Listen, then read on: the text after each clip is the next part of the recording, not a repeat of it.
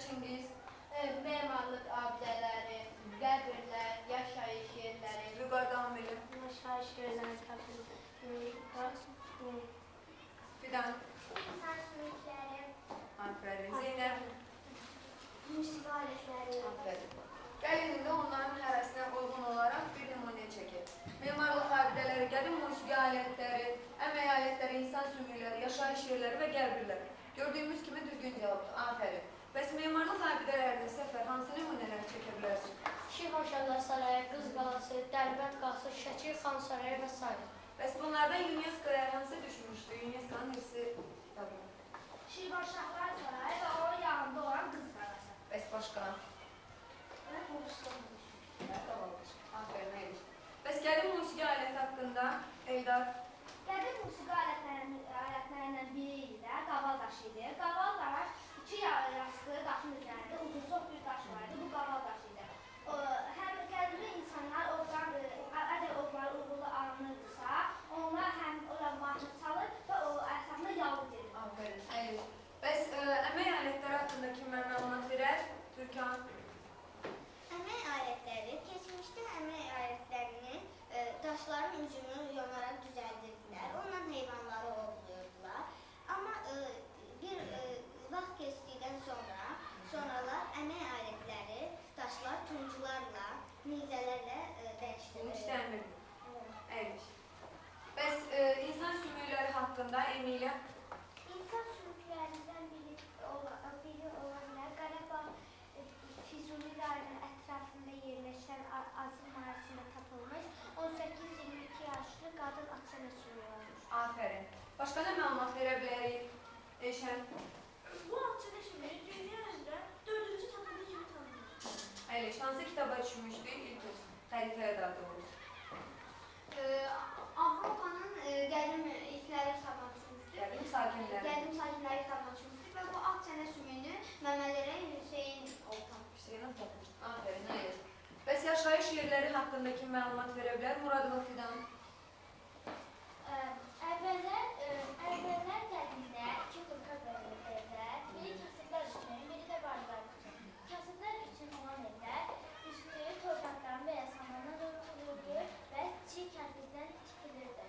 Ancaq varlılarda isə bişmiş kərpicdən tikilir və üstü isə kirəmiklə örtülür. Eyliş. Bəs ən qədim yaşayış yeri kimi nədən istifadə olunurdu şeydən?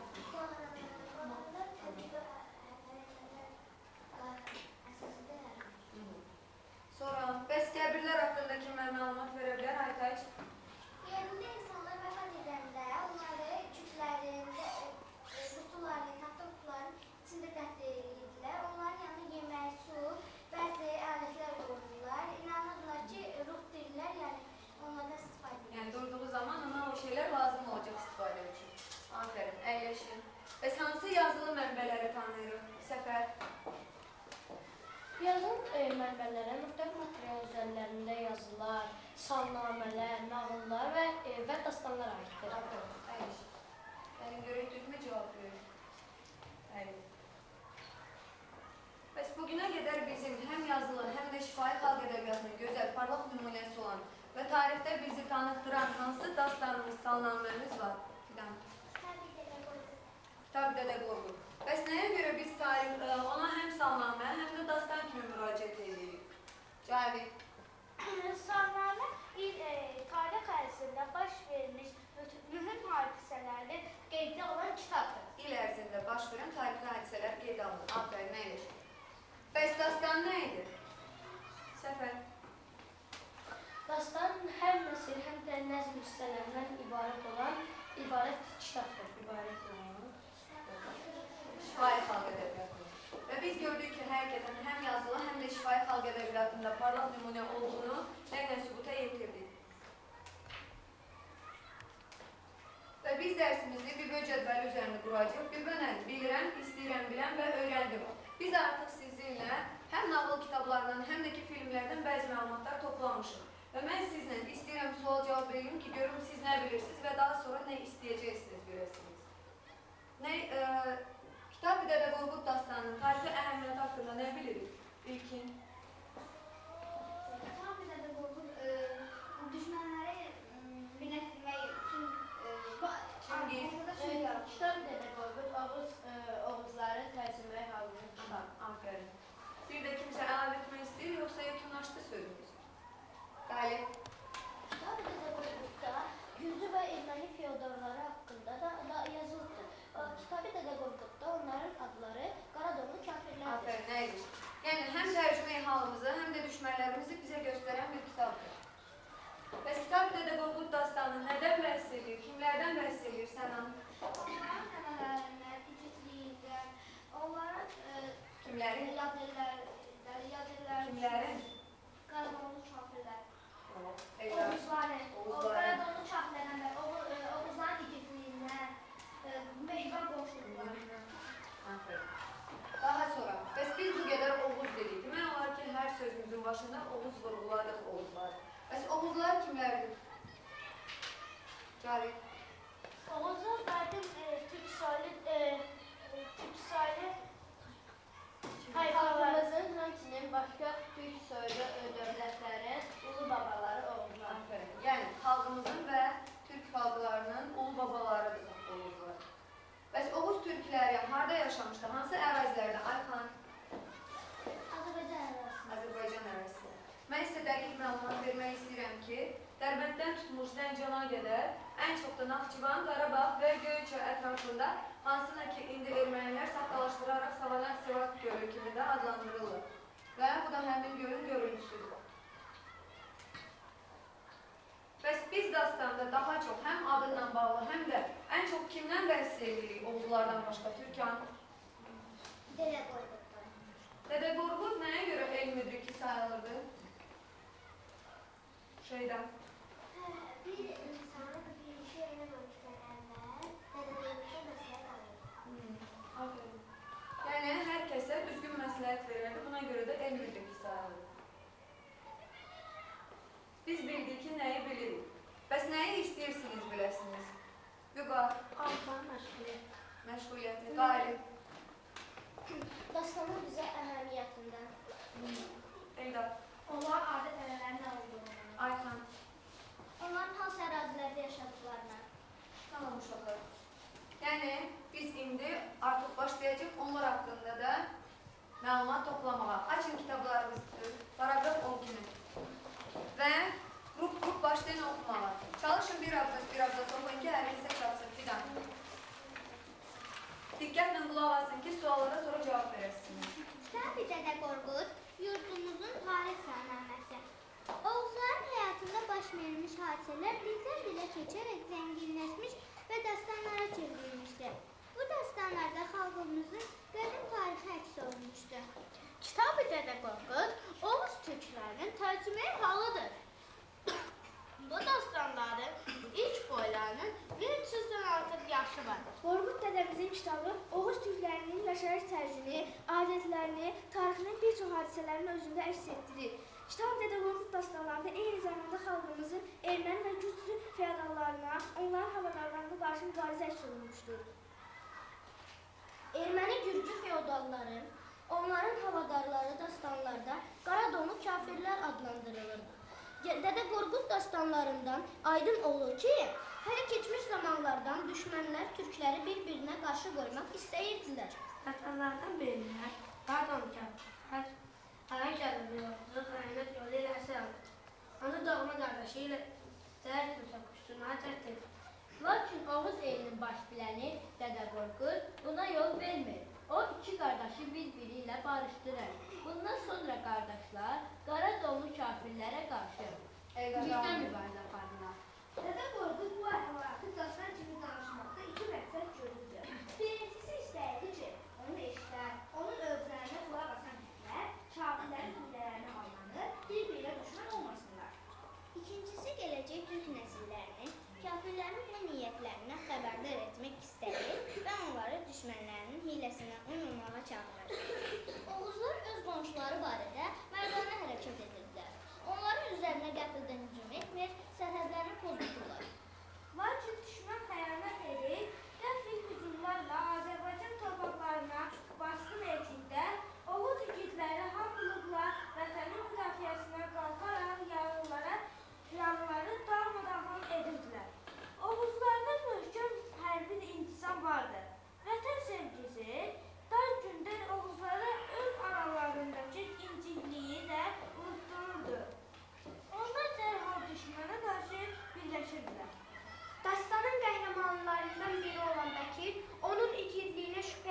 danışan Qazan xandan inciyir. Bayandır xanın hədiyələrini önünə tökərək küsür, gedən Bəkir Gürcüstan sərhədlərində özünü idarə etdiyi Oğuz torpaqlarına dönür. Fikrini dağıtmaq üçün ova çıxır. Bəlkə yaralanır. Bundan xəbər tutan qara donlu kafirlər Azərbaycan torpaqlarına hücuma hazırlaşır.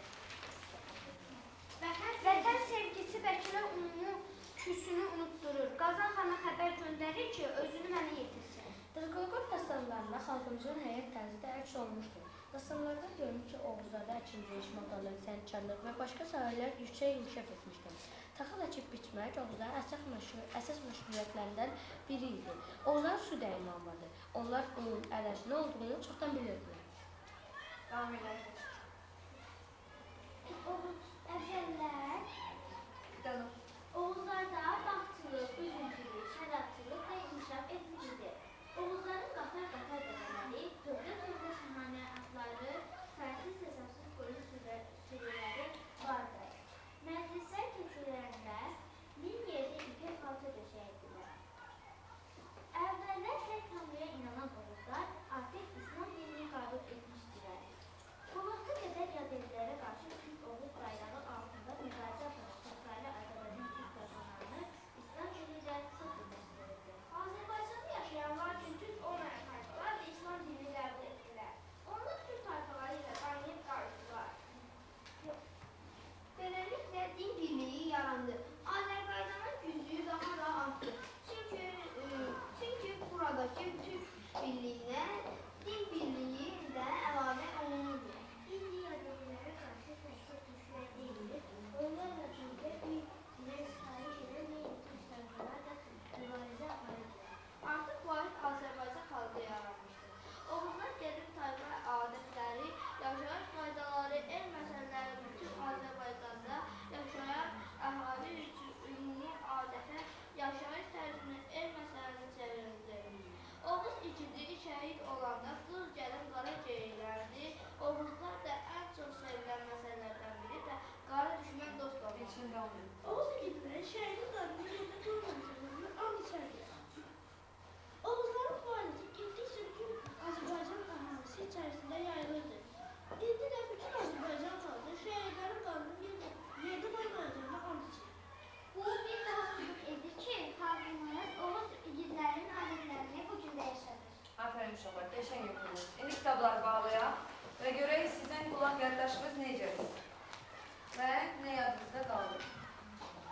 Dədə Qorqud, hansı iki nəsihəti bugünə qədər çatdırmaq istəyirdi? Qalib.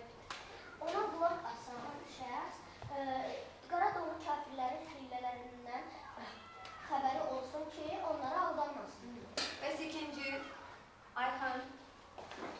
Onları çatdırmaq istəyirdi ki, Qaradonlu kafirlər onları aldadıb gələcəkdə onları öz tərəflərinə çəkilir. Yəni, gələcək nəsillərə də bu xəbəri çatdırmışdı. Aferin. Bəs Oğuzların ən çox sevilən el məsəli hansı idi? Elşən. Qara düşmən dost olur. Kim mənə izah edə bilər? Bu nə deməkdir? Eldar. Yəni ki, Azərbaycan ərazisində yaşayan xalqlar bir-birlərlə vuruşanda başqa düşmənlərinə kömək çağırırlar və beləliklə düşmən Azərbaycan xalqdakı insanları öldürürlər. Yəni bu da deməkdir ki, qara düşməndən dost olmaz. Yəni, Oğuz türkləri artıq öz daxillərində nə isə bölüşdürə bilməyəndə Qaradonlu kafirləri özlərinə dostluğa çağırırlar. Bu da artıq türklərin parçalanmasına gətirib çıxardırdı. Altun Akçam. Kim mənə deyə bilər? Burada mən nə demək istəyirəm? Nadir. Altun Akça onu bildirirdi ki, qədimdə Oğuzlar ticarəti bilirdilər. İlkin. Və onların sənətkarlığı da inkişaf etmişdir. Sənətkarlıq və ticarətdə öz pulları var idi. Bəs bu pul necə adlanırdı? Altun Akça. Mənası nə idi? Mənası qızıl pul. Aferin. Gəlin videoya baxaq və daha dəqiq məlumat toplayaq. Pul və maliyyə sistemi fəaliyyət göstərildi. Kitab Dədə Qorqud boylarında Oğuzların qızıl pullarından, alnın arşalarından danışılır. Duxan Qocaoğlu Dəli Domrul boyunda qızıl gümüş pulun xərclənmə yolundan, onun xərclənməsi hesabına qurulan şənliklərdən də bəhs olunur. Boylarda vergilərlə bağlı ifadələr də işlənir. Aydın olur ki, Oğuz türklərində vergilər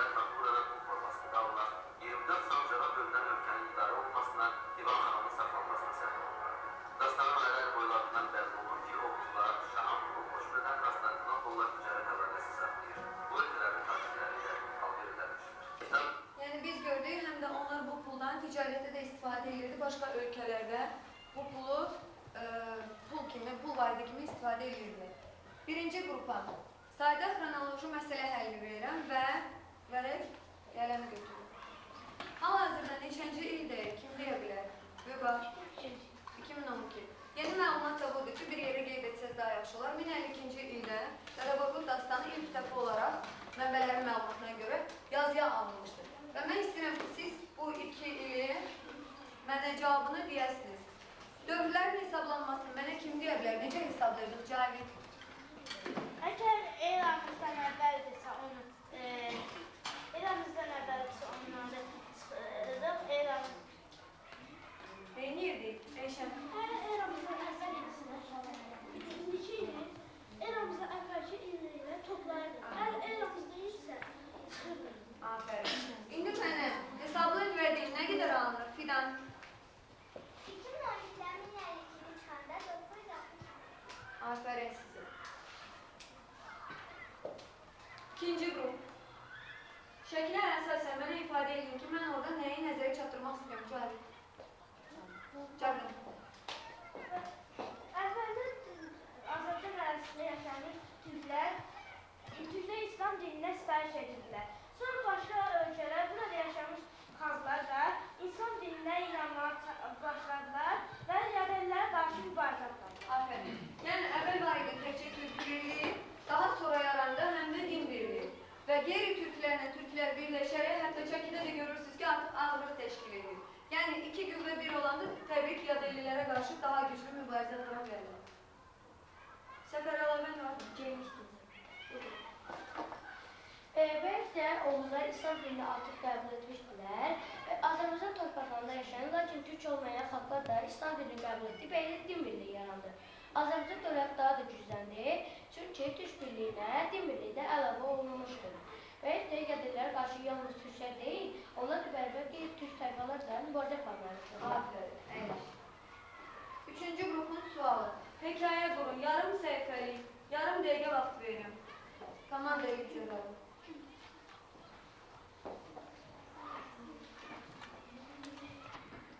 Kafirlər, onların düşmənləri, Gürcü peyğəmbərləri, onların havadarları, Qayıt-Oğuz kəndlər adlandırılırdı. Oğuzlar Qayıt-Oğuz kəndlərə qarşı mərdənə hərəkət edirlər. Onlara birdən hücum etmirdilər, amma Qayıt-Oğuz kəndlər onlara tez bir zamanda hücum edirdilər. Yəni, qısası buradan onların bir-birinə qarşı olan mübarizəsi, düşmənçiliyi nəzər alınır, düzdürmü? Əyləş. Qruplarla işə başlayırıq. Mən sizə qruplarınızın işlərini təqdim edirəm. Mənim komanda liderləri hər kəslə məsləhətləşərək qruplarınızın cavablarını mənə deyəsiniz. Vərəqin üzərində işləyir. Arkasına da yaza bilərsiniz. Arkasında yazın. 3 dəqiqə istihalat verin. Orada deyilmir, sabah. Hərənin fikirlərini orada yazın.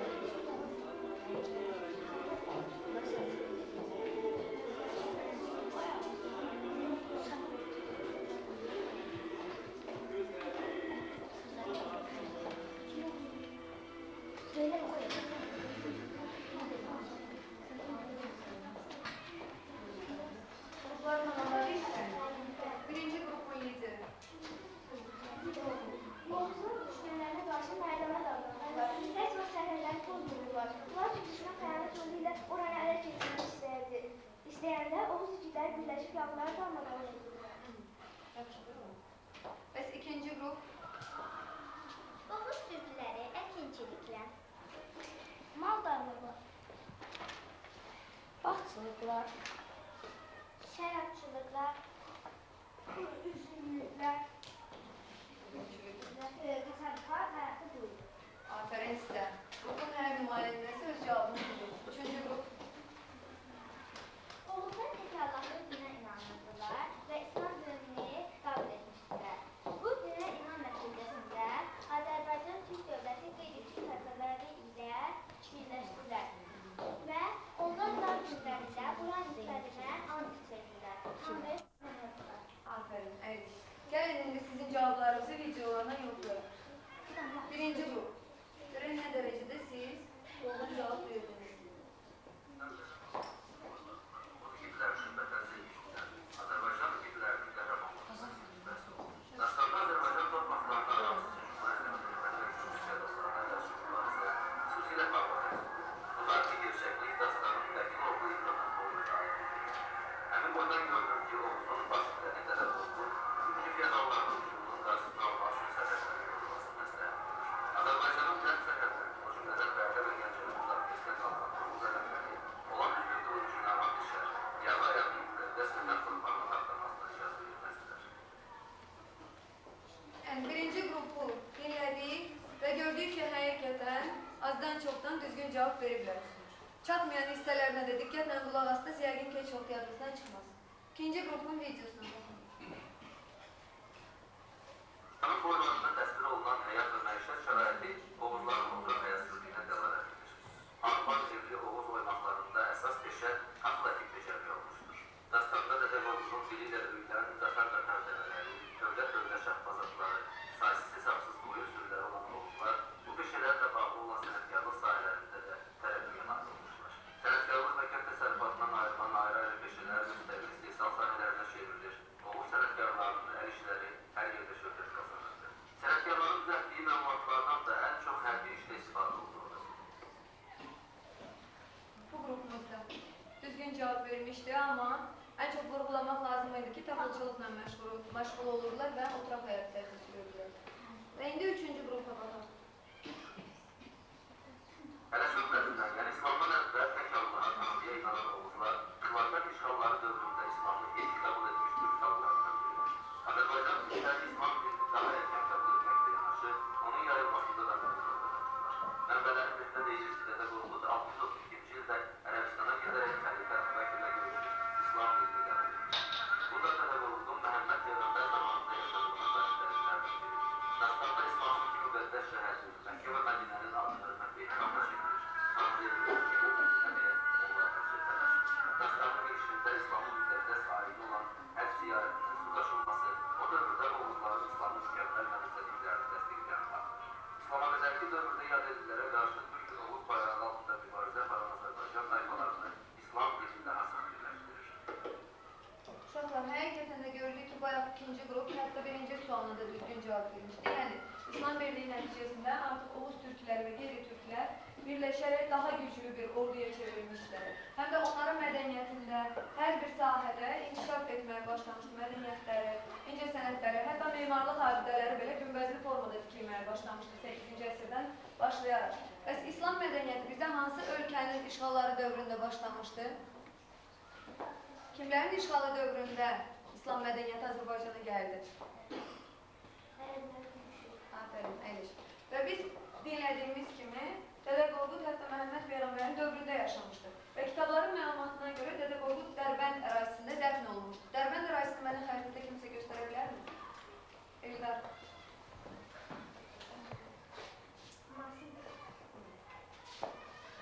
Dərbənd. Bəs indiki müasir xəritəmizdə kim göstərə bilər?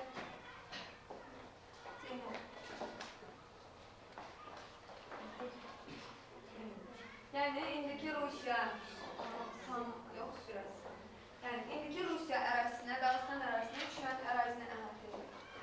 Və gəlin sonda biz artıq bildik, nəyi bilirdik, nəyi istədiklərimizi də bildik və yekunda mən sizə daha dolğun məlumat vermək istəyirəm və